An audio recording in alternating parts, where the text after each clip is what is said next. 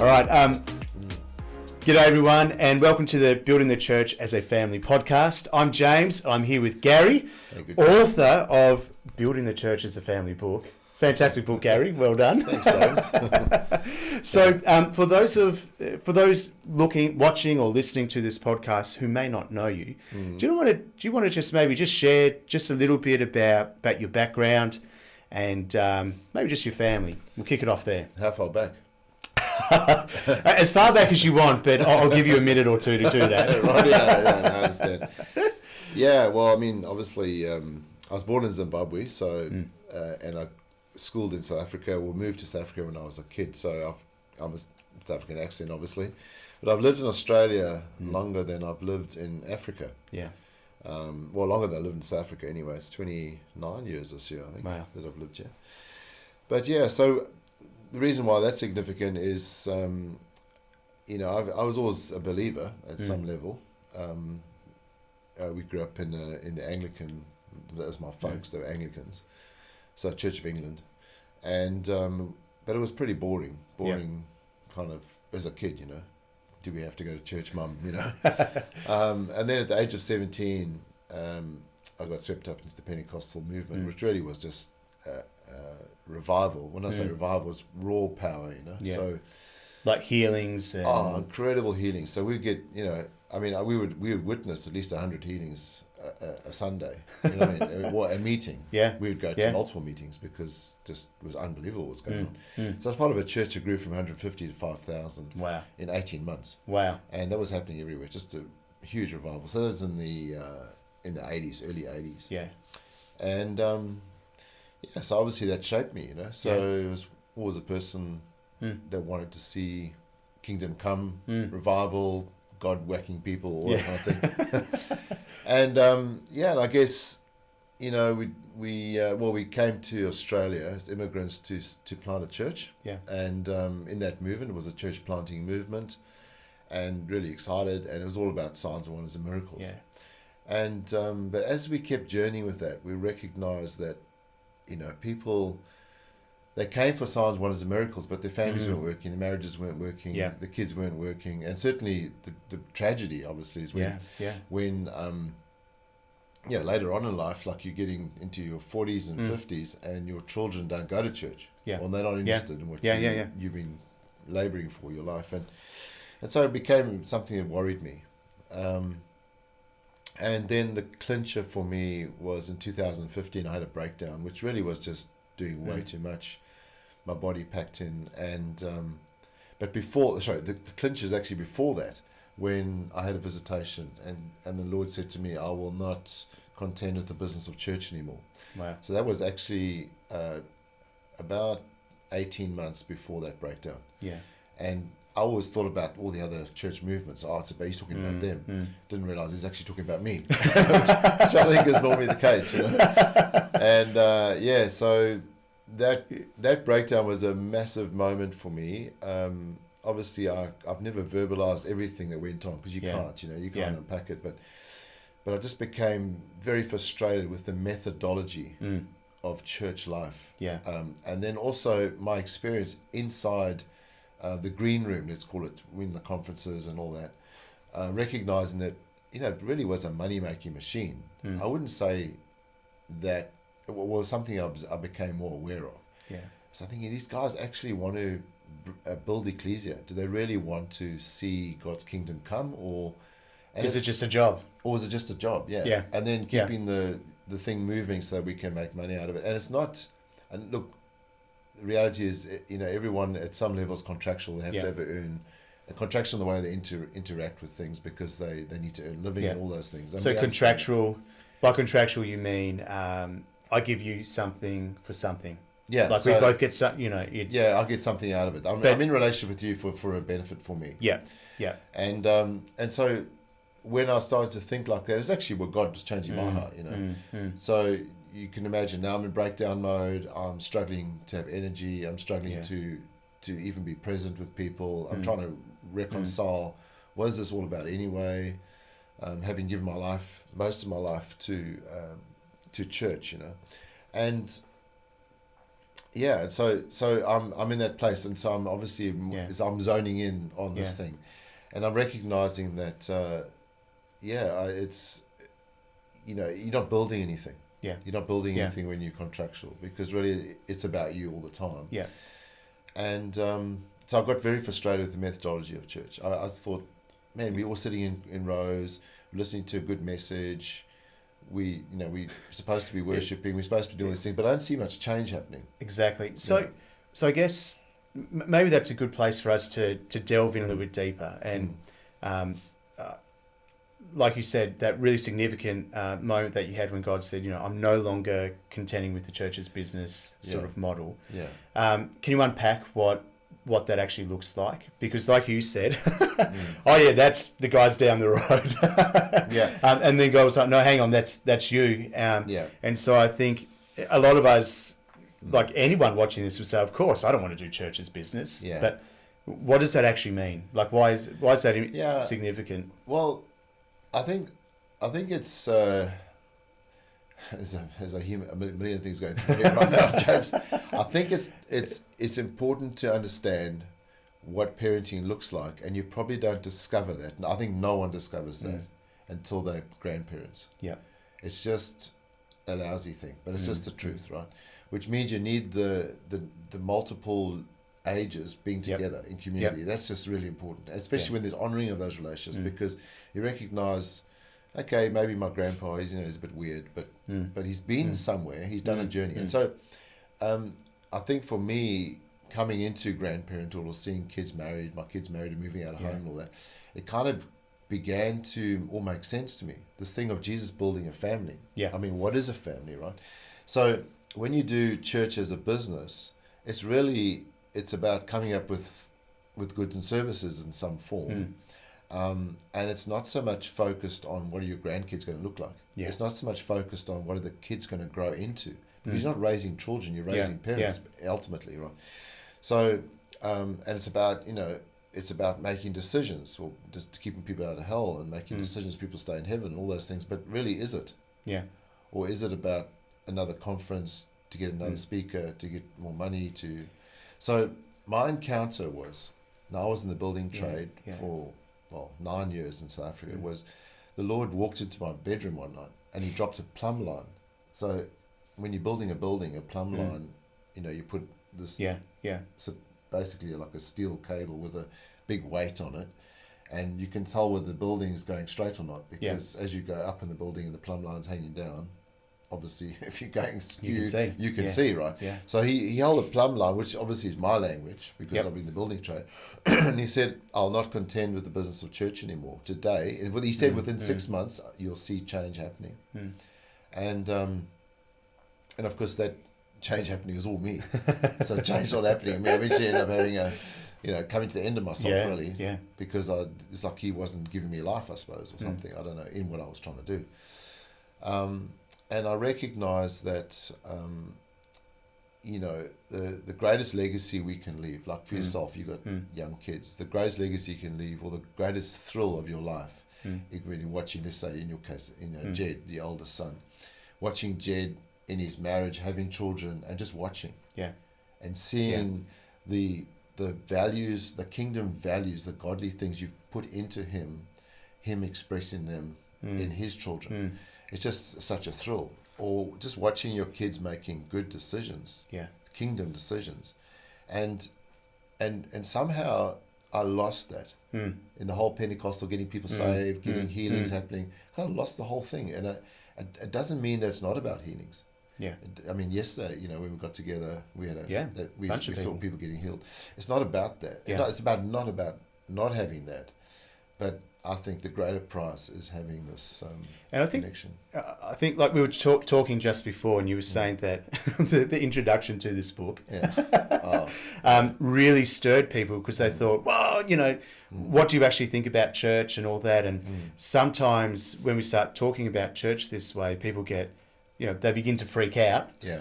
Because they think, oh no, he's trying to destroy the church. But that's not what I hear you saying. I more hear you saying that, no, we really value the church, but it's like the church has lost its way, and it's forgotten what the purpose is. And it's Yeah. almost like, it's great to see miracles, great to have a great preaching, great to have great worship.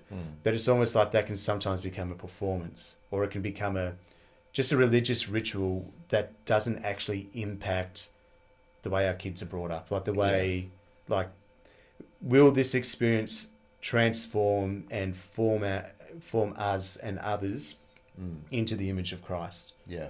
Well, that's right.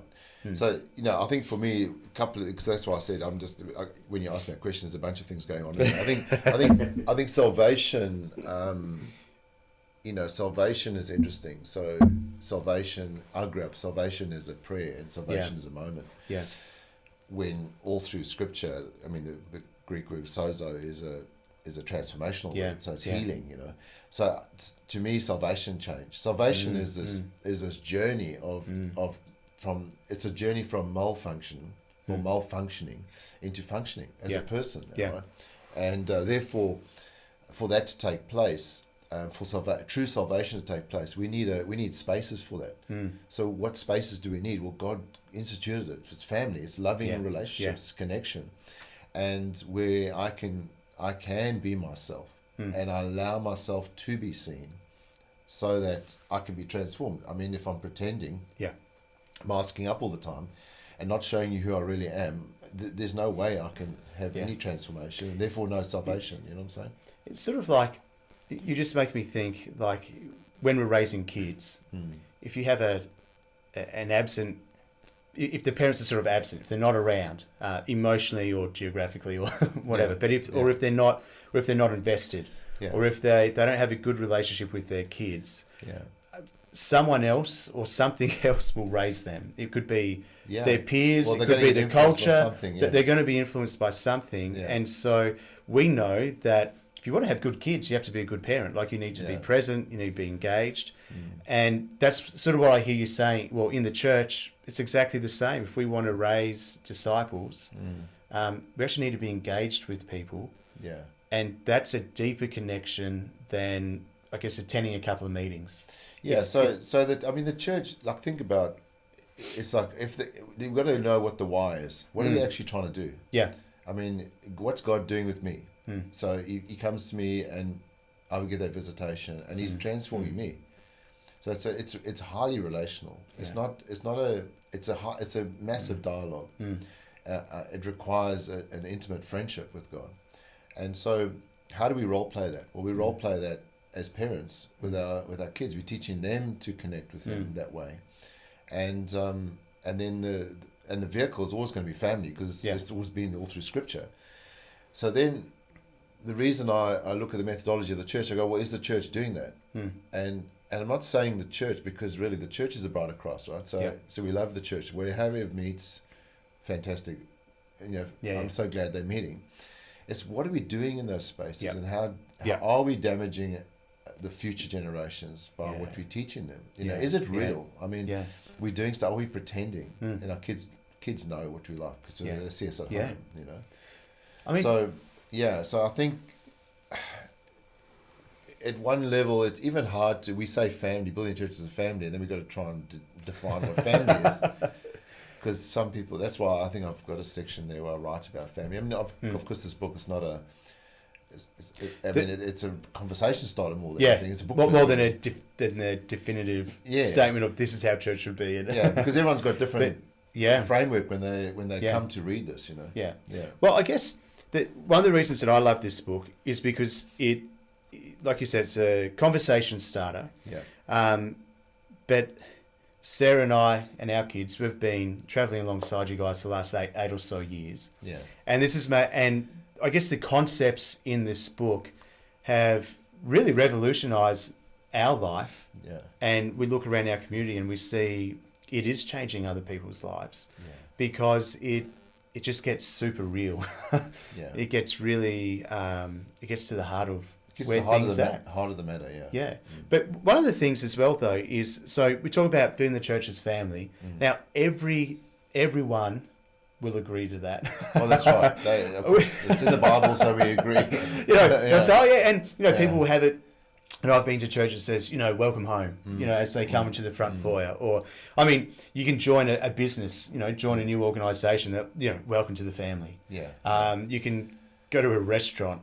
It's like, welcome to the family, but there's all, it's like this term that everyone in culture is talking about. Hey, welcome to our family and all that. So there's, what do we actually mean by family? And I know we've got chapters that will discuss that in more detail going forward. But if you were to sort of summarize sort of where we're heading, church as family, can you give us like a bit of a vision of what that could look like?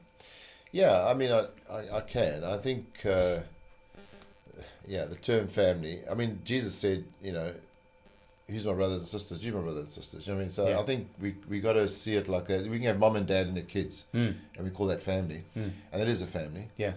Might be functional, might not be functional. Yeah. We get to help people later on in life where they had a bit of a dysfunctional family. But ultimately, it's like you and I are family. Yeah. I think we've got a Father in heaven, Abba Father, Daddy. Jesus said, my Father, and now our Father. And that's Ecclesia. Ecclesia is this called out group of people, the bride of Christ. So bride being an term of endearment of oneness with Christ. So the husband and wife coming together as one. And, brothers and sisters and all this language that what does it really mean? What it means is I'm going to be loved by people. Yeah. I'm going to be loved out of my dysfunction. And so I'm going to have places of trust, not everywhere, but places of trust with certain family members that I know that I'm going to allow them to fully see me. Yeah. And when I'm fully seen, I'm going to be fully loved. Because, you see, intimacy, we throw these things around, but I mean, salvation is intimacy with God. Jesus used the word gnosko very intentionally. Yeah. So it's the Jewish idiom for making love in the bedroom, which is like, when you said it or whatever, it upset a few people. But the sheep and the goat story is also you didn't know me, intimate gnosko, which is the intimate word. Yeah. So when we look at it like that, connection is obviously very important to God, and connection is important to us. We know that when we fully seen, we feel fully known, and when we feel fully known, we feel loved, and we feel safe. And so that journey, like you and I, we've allowed ourselves to be seen and all that, and so you start to get safer and safer. Then you can talk about anything. Now you're not going to have it with everybody, of course. It's the twos or ones or whatever. That's right. Yeah. But that's what, to me, the family fabric looks like. Yeah. So you grew up as I did with siblings, and so one brother, but you have rivalry and all that, but you fully seen because you grow up as kids together. Yeah. And so there's nothing hidden in those early years, until you decide to hide things. Yeah. And I think so to try and explain this thing of God's family, it's a loving community of people that we call it ecclesia. I mean, it's not a brand. It's not even a movement. Those things they've messed it up. I think it's a bunch of people who are called out, who just have this whole different culture, I guess. Yeah. Obviously, love is the glue, but I like to think of it. We term simple things like light, walking in light. So no darkness, no shades. That's a nice concept, but you start walking in it, and it's like, hang on a second. Hang on, you did what? It's not easy. Yeah. And then life, life giving. So you're talking life, and then loving. Love is about connection. Yeah. Staying deeply connected and not wanting to disconnect in your conversation. So there's a lot of things that, it's difficult for some people to embrace this thing of family. Yeah. Because, as you said, it's a term widely used. And some people have had great families. Yeah. And other people have had, their experience of family has actually been quite painful. Absolutely. And stuff. And so I guess that's a negative, right? And that's the negative of it. So I guess that's the intro. Yeah. That's the intro. And I think, I completely agree with you. I think that God is building the church as a family. There are lots of different ideas that people have of church. Is it an army? Is it the body? Is it this? Is it that? Yeah.